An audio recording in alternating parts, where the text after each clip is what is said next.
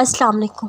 यकीन पता क्या है, आपको लगता है जब से अपने दीन में कदम रखा है, जब से आपको मज़ीद मुश्किलात का सामना करना पड़ रहा है, लेकिन पता है फिर भी आपके दिल में एक अजीब का सुकून है, इत्मीनान है। पता है क्यों? क्योंकि आपको इन मुश्किलात से ज़्यादा अल्लाह पर यकीन है।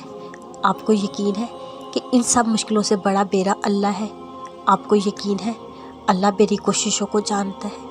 आपको यकीन है कि इस रास्ते में अल्लाह की मदद आपके साथ है।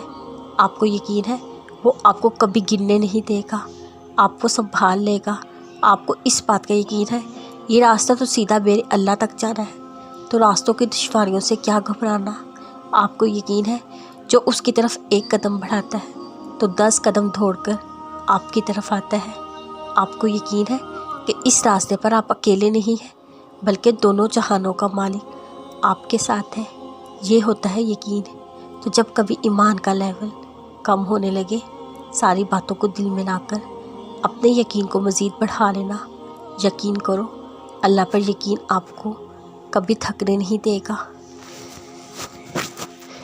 पहली बात तो आपको याद रखनी है कि यकीन के बिना दुआएं अधूरी हैं।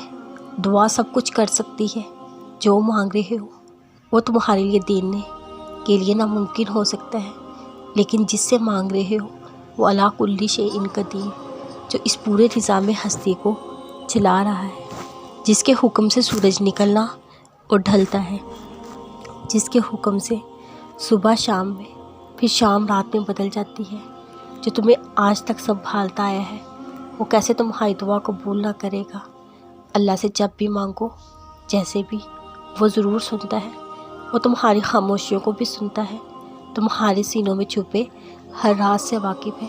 बस तुम कामिल यकीन से मांगो, फिर देखना तुम्हारी दुआएं खुद ही कबूल होती हुई नज़र आएगी, खुद ही बोझ से नुरमा होते हुए नज़र आएंगे।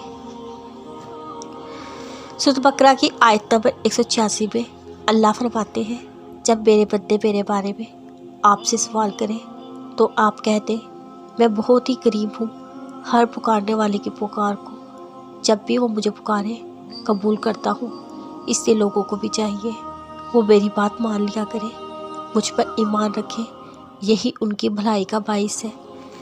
हदायत और अल्लाह की मोहब्बत दो ऐसी चीज़ें हैं जो इंसान को मांगे बगैर नहीं मिलती।